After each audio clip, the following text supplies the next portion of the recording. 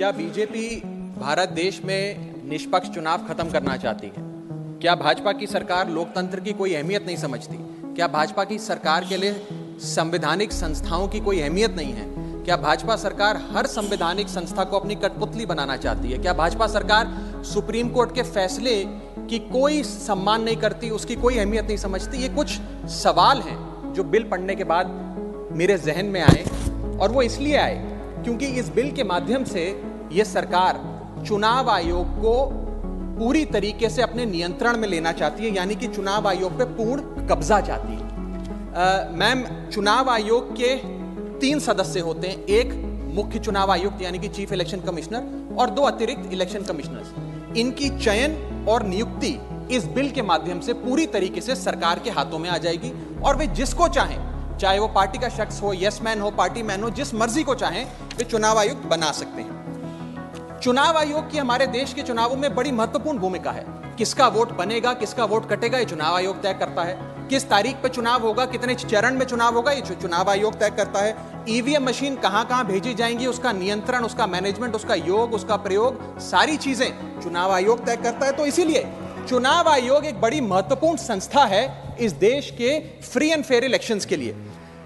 यह बिल 3 व्यक्ति या संस्था का अपमान है। पहला अपमान है सुप्रीम कोर्ट का। क्यों? क्योंकि सुप्रीम कोर्ट ने इसी साल मार्च 2 को 2 मार्च 2023 को 5 जजों की संवैधानिक पीठ ने सर्वसम्मति से एक फैसला दिया, और वो फैसला यह था कि सरकारी हस्तक्षेप, सरकार का कोई भी दखल चुनाव आयोग की नियुक्ति में नहीं होना चाहिए। ये खत्म करने के लिए हम एक समिति का गठन करते हैं। उस समिति के गठन से मुख्य न्यायाधीश को हटाकर एक कैबिनेट मंत्री को डालकर उसका संतुलन बिगाड़ने का काम और सुप्रीम कोर्ट के फैसले को पलटने का काम इस सरकार ने किया, ताकि एक ऐसी व्यवस्था बन जाए जिसमें जो शख्स ये चाहे वही चीफ इलेक्शन कमिश्नर बनेगा। ये इंसल्ट सुप्रीम कोर्ट की इसलिए है क्योंकि इसी साल के दिए गए संवैधानिक पीठ के सर्वसम्मति के 2 फैसलों को इस सरकार ने सदन के भीतर बिल लाकर बदल दिया। पहला था दिल्ली सेवा बिल, जो 8 दिन के भीतर ऑर्डिनेंस लाकर और फिर सदन के भीतर बिल लाकर बदला गया, और एक ये बिल जो 2 मार्च 2023 के सुप्रीम कोर्ट के फैसले को पलटता है और उस फैसले को पूरी तरीके से रिवर्स करने का काम करता है। मैं आपको यह बताना चाहूंगा कि यह सरकार इस बिल के माध्यम से एक प्रकार से सुप्रीम कोर्ट को खुली चुनौती दे रही है कि आपको जो फैसला देना है दीजिए, अगर हमें पसंद नहीं आएगा हम बिल लाकर उस फैसले को पलट देंगे। दूसरा इंसल्ट या अपमान इस बिल के माध्यम से चीफ जस्टिस ऑफ इंडिया का है। सुप्रीम कोर्ट का फैसला कहता है कि चयन समिति के 3 सदस्य होंगे, माननीय प्रधानमंत्री जी, माननीय नेता प्रतिपक्ष यानी कि लीडर ऑफ ऑपोजिशन, और 3rd chief justice of India. इन 3 मेंबरी समिति में से इस बिल के माध्यम से सरकार ने चीफ जस्टिस ऑफ इंडिया को हटा दिया और एक कैबिनेट मंत्री को उनकी जगह बिठा दिया।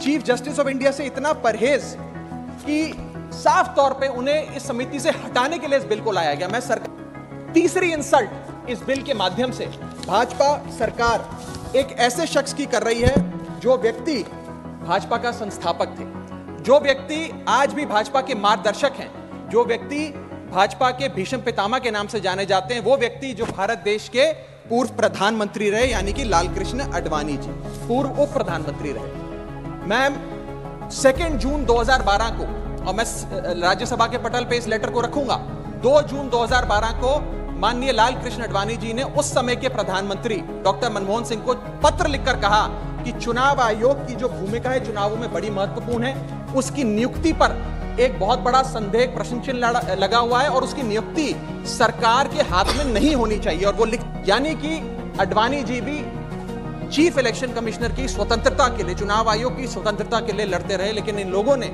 आडवाणी जी को भी उनके हक की, उनके अधिकार की बात नहीं दी। आज मैं सदन में दूसरी बार लालकृष्ण आडवाणी जी के हक की, उनके अधिकार की बात मांगने के लिए खड़ा हुआ हूं। पहला जब उन्होंने दिल्ली सेवा बिल पर कहा था दिल्ली को पूर्ण राज्य का दर्जा दिया जाए, और आज जब उन्होंने कहा कि चीफ इलेक्शन कमिश्नर की नियुक्ति स्वतंत्रता से हो, निष्पक्ष तरीके से हो।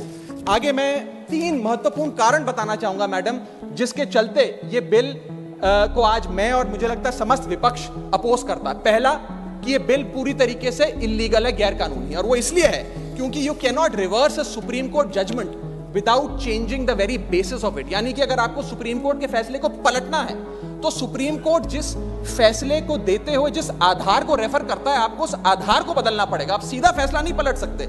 लेकिन इन लोगों ने सुप्रीम कोर्ट के फैसले की मूलभूत भावना को इस बिल के माध्यम से चोट पहुंचाने की कोशिश करी है और निष्पक्षता को चुनाव आयोग की भंग किया है, क्योंकि यह bill basic structure of the constitution के खिलाफ है। Basic structure of the constitution है फ्री एंड फेयर इलेक्शंस।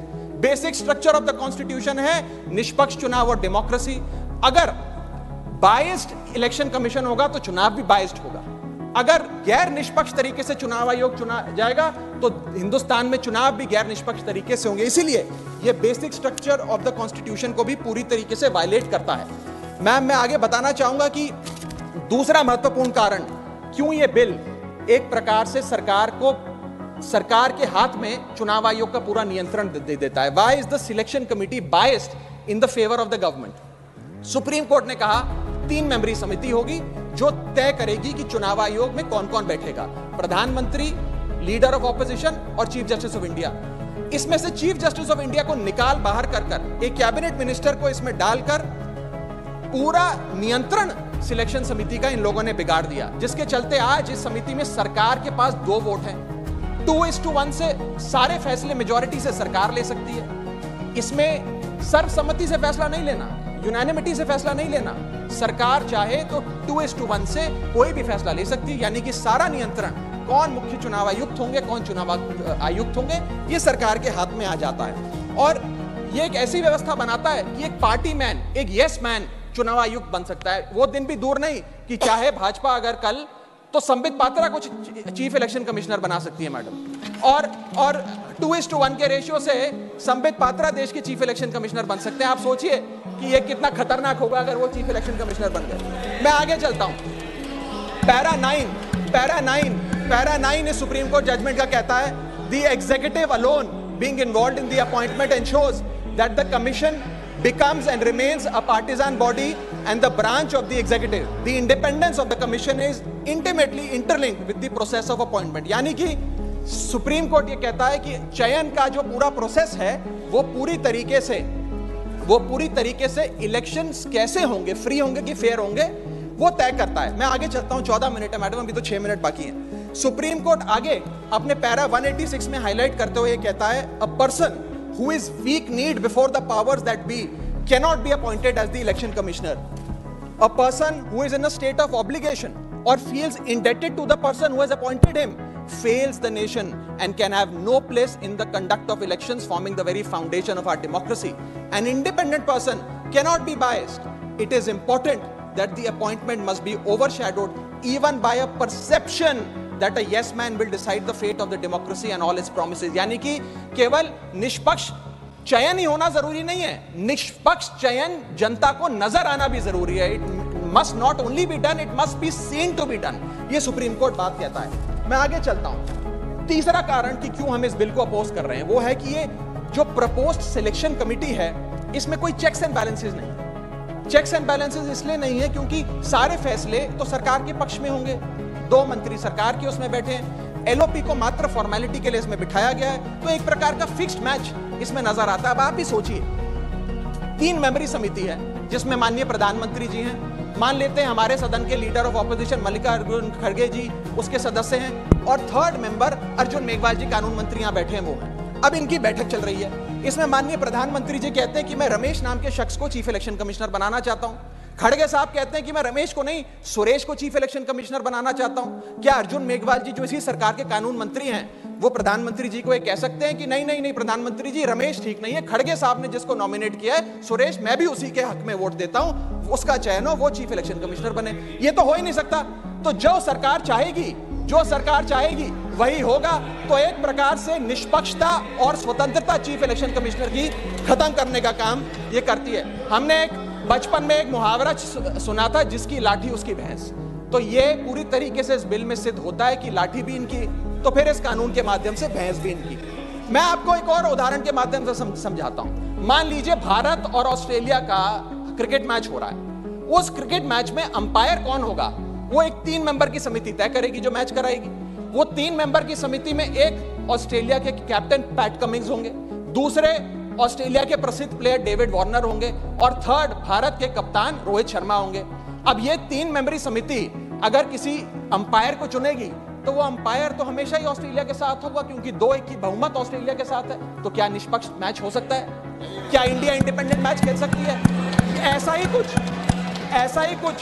ही कुछ इस चुनाव आयोग के गठन से, इस बिल के आने के बाद इस देश में होने जा रहा है। मैं आगे चलता हूं मैडम। ये हमारा कॉन्स्टिट्यूशनल इंपेरेटिव है कि देश में चुनाव आयोग निष्पक्ष हो, ताकि चुनाव निष्पक्ष हो। अगर चुनाव आयोग निष्पक्ष नहीं होगा तो चुनाव निष्पक्ष नहीं होंगे और लोगों की आस्था इस लोकतंत्र से डगमगा जाएगी। मैं सरकार को कहना चाहता हूं, अगर सरकार सुप्रीम कोर्ट के इस फैसले को पलटना चाहती है, अगर सरकार चीफ जस्टिस ऑफ इंडिया को इस समिति से हटाने के लिए इतनी बेकरार है, तो मैं आज सुझाव लाया हूं कानून मंत्री जी। 3 सुझाव मेरे, इनमें से अगर आप कोई सुझाव स्वीकार कर लें तो मुझे लगता है सारा हाउस एक आवाज में आपके इस बिल का समर्थन करेगा। पहला सुझाव ये है, ये 3 ऑप्शन लाए हूं आपके लिए। पहला ऑप्शन ये है कि चुनाव आयोग का गठन, कौन चीफ इलेक्शन कमिश्नर होगा और कौन इलेक्शन कमिश्नर्स होंगे, इसका गठन 2 मेंबरी समिति करे, जिसमें 2 लोग हों, प्रधानमंत्री और लीडर ऑफ ऑपोजिशन, ये विपक्ष के नेता। ये 2 मेंबर्स सर्वसम्मति से फैसला ले, यूनानिमिटी से, क्योंकि 2 लोगों में मेजॉरिटी तो हो नहीं सकती, तो 2 लोग सर्वसम्मति से फैसला ले, जो भी नाम तय करेंगे हम सब मान जाएंगे। ये ऑप्शन 1। ऑप्शन 2 मैं देना चाहूंगा सरकार को, जो लालकृष्ण अडवाणी जी ने दिया था। लालकृष्ण अडवाणी जी की बात मान लीजिए, मेरी मत मानिए, आपको आम आदमी पार्टी तो पसंद नहीं, पर अपने पेट्रियार्क फाउंडिंग फादर, आपके पितामह भीष्म लालकृष्ण अडवाणी जी का फॉर्मूला ले लीजिए। 5 मेंबरी समिति, प्रधानमंत्री, कानून मंत्री, leader of opposition in Lok Sabha and Rajya Sabha और चीफ जस्टिस ऑफ इंडिया। ये 5 मेंबरी समिति एक निष्पक्ष चुनाव आयोग का चयन कर लेगी। और तीसरा ऑप्शन, अगर ये दोनों ऑप्शन आपको पसंद नहीं, तो मैं आपको वो ऑप्शन बताना चाहूंगा जो कॉन्स्टिट्यूएंट असेंबली में प्रोफेसर शिबन लाल सक्सेना ने दिया था। वो था कि जो भी नाम ये चयन समिति तय करे, वो नाम सदन के भीतर लाए जाएं और 2/3 बहुमत लोकसभा और राज्यसभा से नाम पास हो जाए, वो आदमी चीफ इलेक्शन कमिश्नर बन जाए। मैं सकारात्मक बहस कर रहा हूं, मैं ऑप्शन लाया हूं। ये इन 3 ऑप्शंस में से कोई भी ऑप्शन चुन लीजिए, सारे विपक्ष को मनाने की, एकजुट करने की जिम्मेदारी मेरी। मैं अंत में अपनी बात समाप्त करने से इतना बस कहना चाहूंगा मैडम कि ये बिल एक डे लाइट रॉबरी है हमारे देश की डेमोक्रेसी की, लोकतंत्र की। इस बिल के माध्यम से भाजपा डेमोक्रेसी को हाईजैक करना चाहती है। And I on behalf of the Aam Aadmi Party oppose this bill, vehemently oppose this bill, because this bill will ensure that India, which is today known as the mother of democracy, will tomorrow unfortunately be known as for mockery of democracy. Mother of democracy से mockery of democracy तक का सफर आप इस bill के माध्यम से तय करने जा रहे हैं। मैं हाथ जोड़कर आपसे विनती करूंगा, इस बिल को वापस लीजिए। लोगों की देश के लोकतंत्र में बहुत आस्था है, उस आस्था से खिलवाड़ करने का काम मत कीजिए। बहुत बहुत शुक्रिया। जय